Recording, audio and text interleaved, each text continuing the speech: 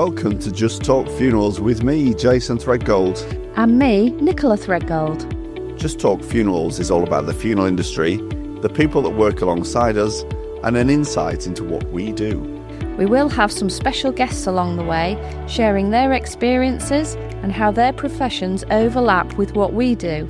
So get yourselves comfy, grab yourselves a cuppa, and let's get into today's episode of Just Talk Funerals.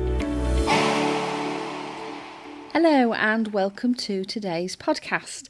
And today we're going to be looking at an area that happens behind the scenes and to explore really what happens in our funeral homes. And it's really about what the funeral director does on the day of a funeral and prior to a funeral taking place. So, Jason, so the day of the funeral, it can be quite often a long and emotional day, and it's full of detail, isn't it? Definitely, yeah. Do I need to expand on that detail at this point? 'Cause I don't know what questions are going to get thrown at me. Okay, well, we'll talk a little bit more, and then I'm sure some of the things that I'm alluding to will come out. Okay. So let's start right at the beginning of the day. I mean, what time does a funeral director's day usually start? It depends. I know when ours starts. Our official, if you want to call it, opening time's 8:30. If we've not been in before 7 o'clock in the morning, then there's something really wrong. Yeah. Usually we're a lot earlier than that, but at least one of us will be in sort of around that 7:30 mark in the morning. Okay. And you're getting ready for the day ahead. Yep. So when you say you're getting ready for the day ahead, what sort of checks are you making at that point? So when you're at that point in theory, you should know what you're doing that day because we are proactive. Yeah. We know, we book everything. Everything's got set times. We use our seeker system, which tells us what we're doing at what times during the day. We are proactive though, and reactive, beg your pardon. So there are always going to be changes with that. Yeah. But on a proactive state, then the first thing is you're going through your day diary, both digitally and on paper. Because we've talked about this before, we don't 100% trust technology yet. No. So we always keep a paper diary of what's Yeah. happening as well, making sure they correlate with one another. Yeah. And just planning out your day, what's going to happen at what point, what needs to be done for each funeral service. Yeah. If you've got funerals you booked in to arrange, looking at the logistics of where you're going, who's going to be there, what times, transport time, all sorts of things are going on. Yeah, definitely. So in terms of, say, you've come in on a morning and, you've come in early, 7:30 out, and you've got a funeral going out at 10, what specifics are you focusing on for that funeral? Okay, so the first thing you would do is, so we've said you check your seeker. So seeker system tells you what time you need to be where, what element, because you will have inputted all this data already before. Yeah. You then have your paper copy of your arranging card, which should in theory mirror everything that's on the seeker system. Yeah. So first thing I would be doing is looking at the name of the person whose funeral it is. I mean, you'll know these in your head anyway, but you just double, triple checking all the time. Whose funeral service it is, what transport's needed on that funeral, making sure that before you attempt to close that person's coffin, what's the instructions for jewellery or possessions that are within their care, making sure it's the correct coffin, making sure you've got the right inscription on the nameplate, the footplate, everything matches because you've always got them 3 points of contact. So you've got wrist tag, nameplate on coffin, footplate on coffin. So you've got the 3 elements of what you're carrying in one sense. So you're carrying the coffin with the person that's inside with a lid on top of it. Yeah. So all 3 of those things need to match one another before you can confidently close that coffin. Yeah. You would always double check that if somebody's had a pacemaker, that's been removed. I mean, in theory, you get to the day of the funeral, and if it hasn't been, it would have been flagged up in many different areas. Why is that so important? Cremation, it's hugely important because what happens if you attempt to cremate a pacemaker, it would implode. So it would, we all know what an explosion does, but an implosion, so it kind of sucks everything in and then blows it out straight away. Under extreme heat, that would happen. Yeah. And then in a cremator, there's been stories where it's just damaged the cremator And then there's been other times where it's actually nearly demolished a full building. In France, I knew that happened a few years ago. Yeah. So allowing something like that to happen is just a no-no. Absolutely. Yeah. Yeah. Okay. And I think, we've alluded to when we interviewed George as well, the timings. I think it is very important, isn't it? Especially like, I remember George saying around roadworks, or if there's a possibility that you've got to do a detour on the day. Well, it's logistics. That's how I look at it. Yeah. Everything about our industry is logistics. And I love it because I've got a mathematical, logistical mind. Yeah. And whereas somebody can see a pattern of that's not going to work, I don't see it like that. And I see things as a challenge all the time. And timings, routes, you'd always do a recce the day before if it's a local funeral service. Yeah. We tend to know where all the roadworks and that are coming up or are about, because the team that work alongside us live in all these different areas and towns that we cover. We'd just drop it in our WhatsApp chat that roadworks have appeared this morning if you've not been down there that morning. Yeah, I think the families are very good at letting us know as well, aren't they? Yeah, and I mean, to be honest with you, families are excellent when it comes to things people like bin men and neighbours. Yeah. It's very rare do we have to go and cone off a street or something, but we would do if we needed to. Yeah.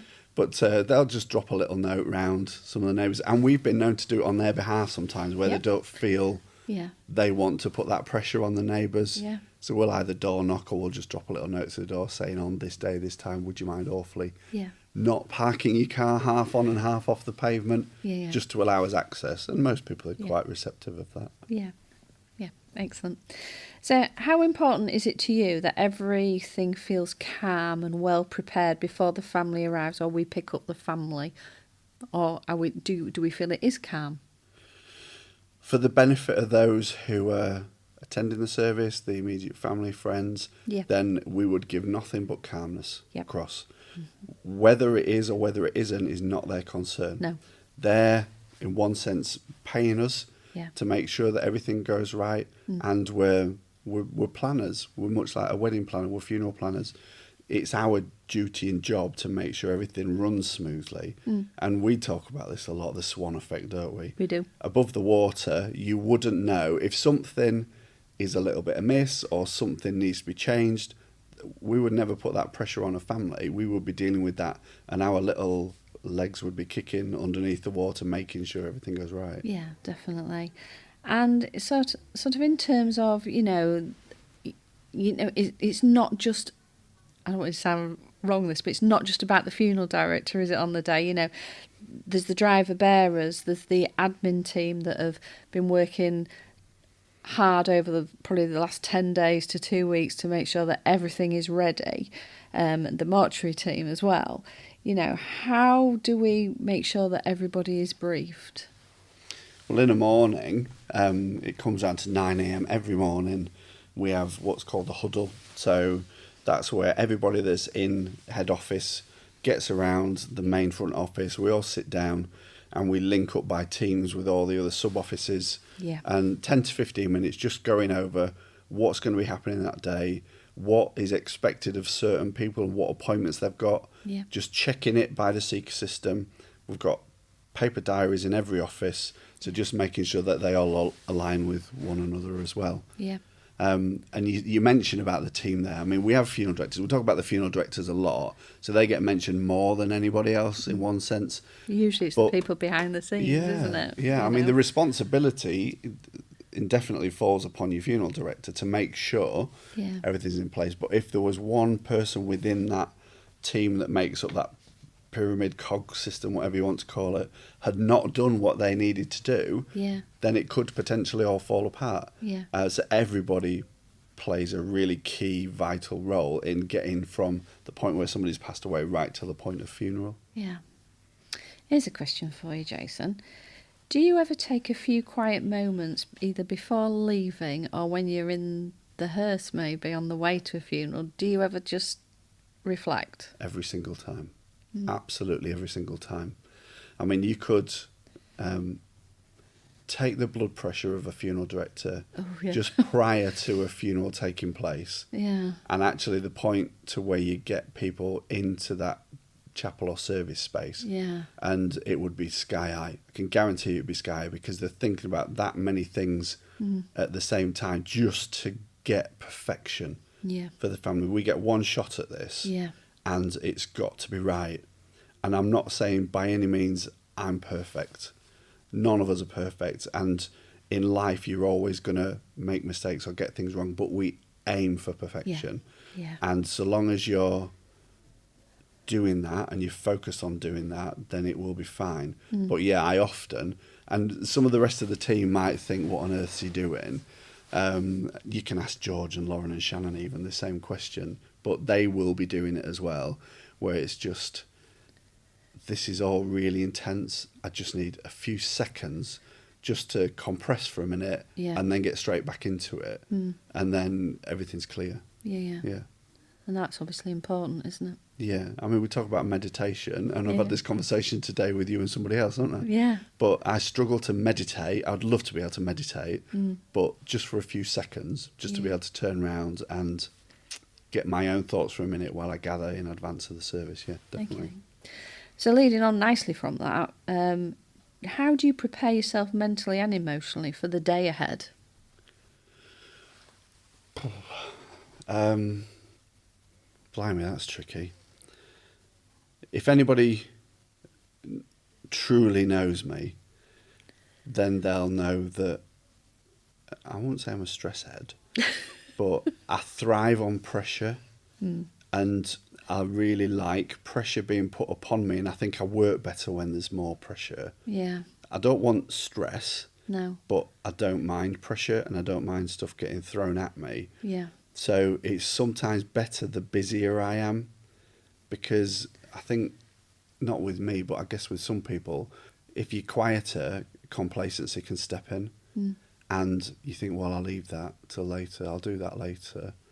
And then when later comes around, something else has happened, and then you haven't got the time to do it. Yeah. So I would much rather be as busy as possible, as often as possible. Well, you are a doer, aren't you? And I think that's both professionally and in the capacity that I also know you. You're definitely a doer, and you just get things done, don't you? Yeah, but then other people look in on that and think, oh, ain't he mad? No, but you're focused, I'm aren't focused you? on what I'm doing, Yeah. and I just want to get it done and do it to the best of my ability. That's why I'm like that. Yeah. And again, that's an important trait to have, obviously, when you're doing what you're doing within the funerals, isn't it? I think you need to be quite dominant in that sense when you're at that point, Yeah. So can you describe what these parts of the day feel like for you? So the atmosphere of the journey to, say, the crematorium or to a burial ground. The atmosphere, blimey. Where you kind of know, you've set it in your mind what's going to happen at what point. Yeah. And timings-wise, you've got them in your head. If it's local and you know the area, you know when you get into a certain point on the route. Yeah. So it's like, I'd know that at that point I'm 15 minutes away from where I need to be. Yeah. At that point I'm 10 minutes away. If you're away from that a little bit on your timings, then you've got to adjust while you're going. So, crikey, I don't know how to answer the feeling. I don't feel calm, and it's probably best not a lot said to me while I'm travelling, especially if I'm in the hearse. There may be small conversations going on between the driver bearers. I'm not usually involved in them. It's very rare because I've got my arranging card sat on my knee. I've got my seeker available to on my phone if I need it as well. And you just keep referring to them all the time. And you will check and check and check. I can guarantee you, en route to somebody's house, you'll have looked at their address 15, 20 times, even if it's half a mile away, just to make sure you're going to the right address, right route, everything. Okay. So, and then describe the sense of responsibility throughout that funeral, because it is a massive responsibility, because everybody's looking at you, and it's not just the family members, is it? The direct family. You've got the rest of the family. You've got the rest of the congregation, if you like, looking at the funeral director for guidance. See, now I don't struggle with that so much because I'm really confident. Once I've set my mind on what I need to do and when I'm doing it, I'll just roll with it. And I don't feel pressure at that point. That's not what's bringing the pressure at that point, because I know that in this role as a funeral director, you are master of ceremonies in one sense, and you've got a duty to do certain things at certain times in a certain way. Yeah. So I'm really confident in that. Yeah. And I don't waver on that at all. Yeah. And if something comes as a curveball at me, I can usually adjust to it really quickly without anybody even noticing. I guess that's your experience then. I think so. Yeah, definitely. Yeah. Yeah. Okay, and what about, again, describe when you meet the family on the day? Does that give you a feeling of calm, or is there another feeling, I mean, obviously with us, you meet the families all the way through the process, don't you? So it's not like where some funeral homes you're meeting the family for the first time on the day. We don't work like that, do we? No. But, everything's been done. You've arrived at maybe their home address. What's the thoughts around when you meet them? I mean, it's nice to see people again. I know that sounds daft, but you've gained this relationship between a family, and it may well be people that you've known for a long time. Yeah. And you've either done something for them before, or you've carried out a funeral for them before, or something. So you may well know them in a personal sense. Yeah. We strive for continuity. We harp on about this all the time, where we want to, from start to finish, be the person that they'll move the person from when they passed away to the point where they go to the funeral. It doesn't always work because you've got holidays and things like that in the way, but we really, really do try our utmost to make sure that it's that touch point person at the start is the touch point person at the finish. Yeah. But meeting people, when you get to the houses, I guess in one sense there's a sense of relief, if you want to say there, because, okay, so I'm expecting these people to be here, because you become a bit of a control freak as a funeral director, and stuff that's under your control I'm fine with, but there's a lot of elements to do with a funeral where it's out of your control, and you're reliant on people singing off the same hymn sheet as you. Yeah. And I mean, we go over it. It's processes all the time, and make sure you've followed them all. We would have known who's going to be at that house when we arrive. We know what house we're going. We know which way we need to be pointing with the vehicles, what route we're going on to the service. Every item's been covered at some point.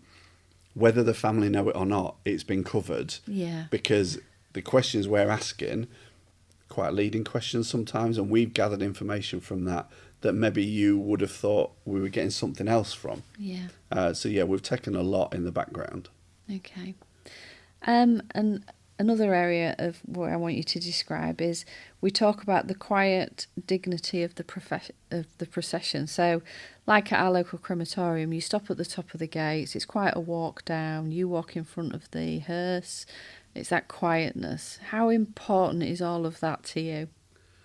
To me personally, I think it just brings you've arrived at your location, and now it's right. We're setting the scene. So what will probably have happened if there's following limousines or family cars, there'll have been conversations on the way, there may be emotions. The kind of point where you reach the gates, we'll say the crematorium, you reach the gates of the crematorium, the funeral director gets out to page down to the entrance.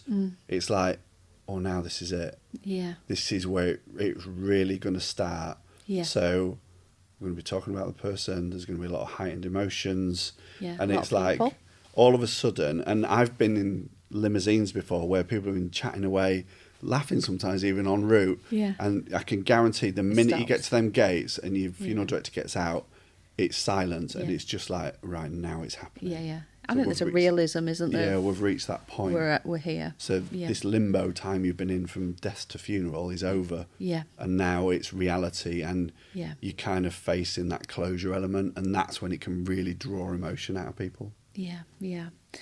So when you arrive at the service venue, so say it was the crematorium, and you've paged down, what's your focus then? Number one, I've not got run over by the hearse that's behind me. In theory, the hearse driver's paying attention to my pace as well, which they always are. I joke about that. But again, you're walking down, and we'll, like you say, talk about the crematorium. Your vehicles go a particular way.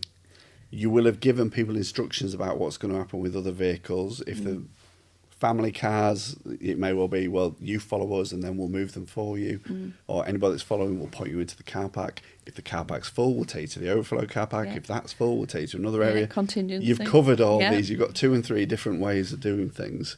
And you're walking down, you kind of get to the point where you can see the chapel entrance and the car park.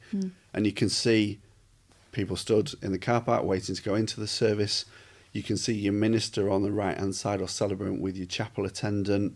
You've got your name taker stood in the sentry box there. Hopefully there's not another cortege still in the way for an overrunning service or somebody's abandoned a vehicle there.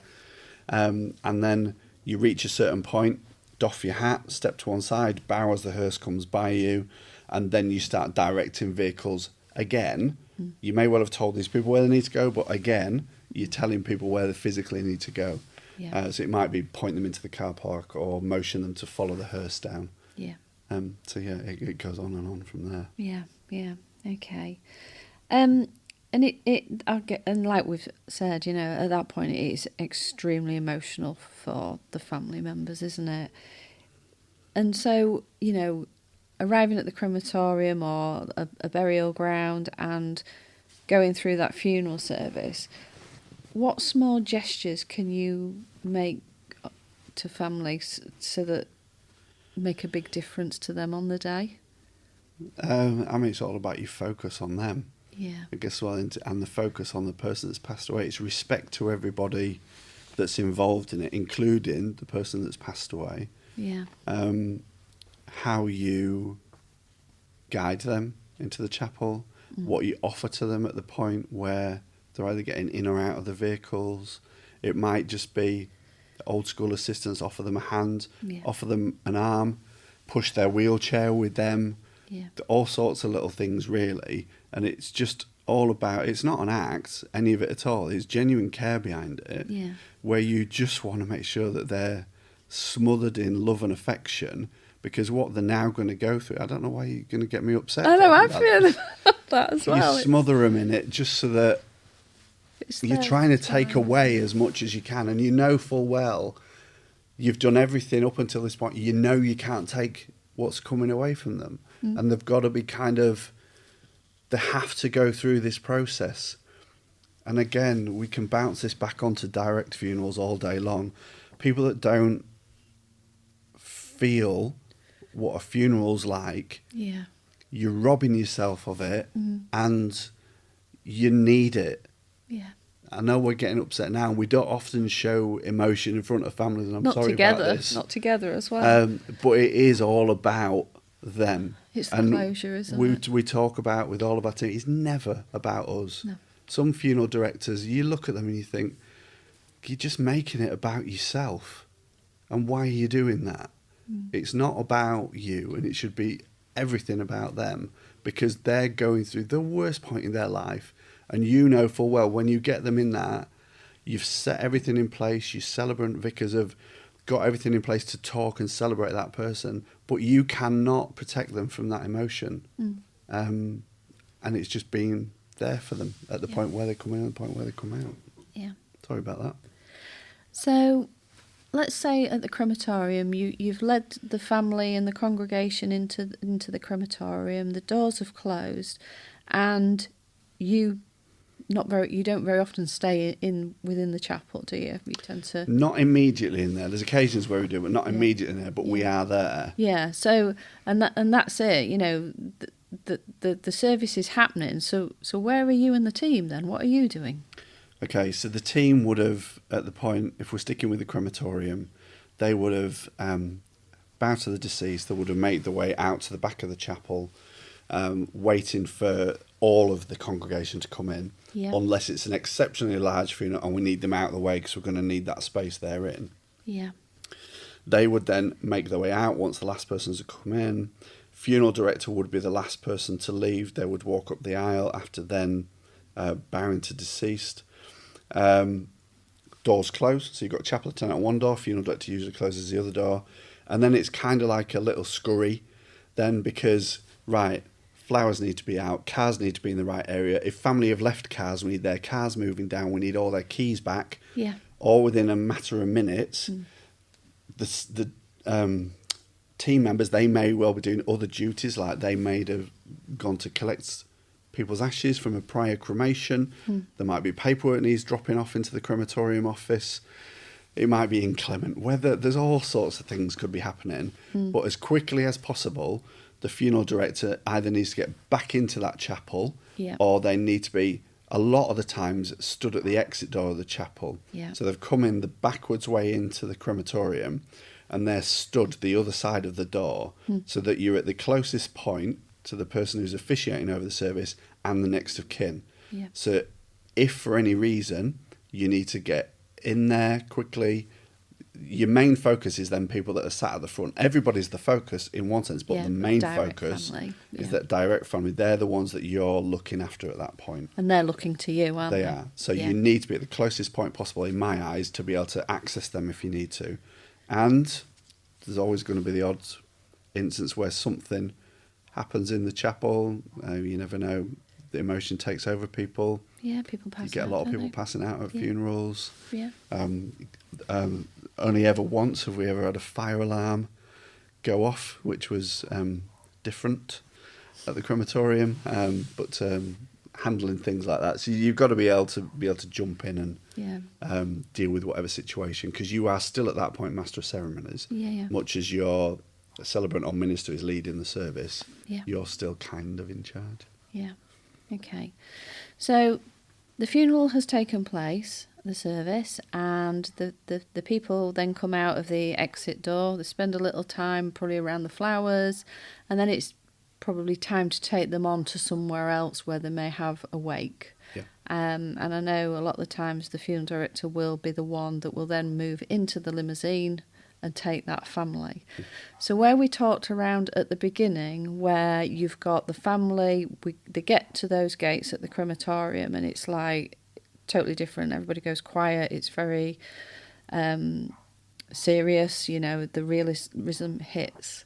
What's it like when you've got them back in the limousine and they're on to the funeral wake? Is there a different? Have they become atmosphere? Do you mean? Yeah. Yeah. I mean, a lot of the time, a large percentage of the time, it's like, God, you can just see the relief that's lifted off the shoulders, and they're talking about the people that they've met that they've maybe not seen for years. There's going to be the odd occasion where, if it's a particularly tragic passing, where nothing's changing that emotion. No.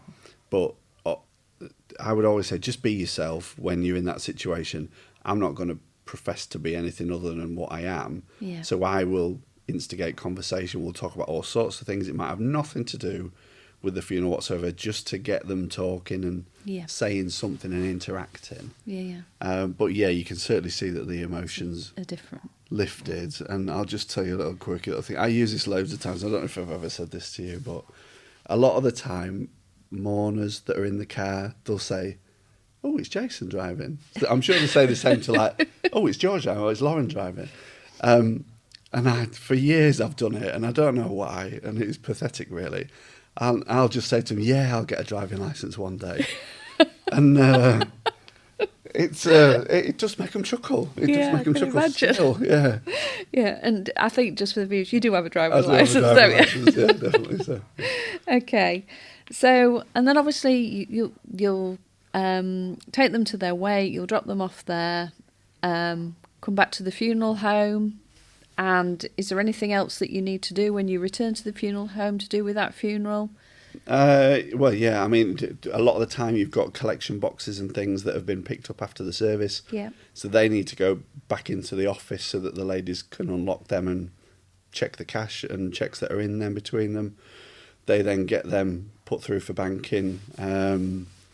You make sure that your vehicle's fueled up, in theory. So en route back, we kind of have an unwritten rule that if there's less than a quarter of a tank, you fill it up on the way back, even if it means going out of your way, because we don't want to come to the next morning and you've not got fuel in. That'll be the worst thing you could do. Absolutely. But it's just checking all things. Hopefully nobody's left anything in there. There's been the odd occasion where somebody's phone's dropped down the seat or something. I think we've had umbrellas, haven't we, brought back to the funeral home. But you might have been carrying flowers as well. People don't necessarily want the flowers left at the crematorium. So they might want them to come back, so it's dispersing them out to where they want to go. It could just be anything that the family's asked you to do, really. Yeah. Okay. So from start to finish, there is a lot that goes on, isn't there? You know, from the morning when you arrive right through to going through that whole ceremony and coming back to the funeral home. Is there any part of going through all of that resonates with you? Is there a personal part of it that, you know, feels most meaningful? The most meaningful bit, I would probably think, for my benefit, is knowing that I've got to know them people and that they've entrusted me to do that, or our company to do that. Yeah.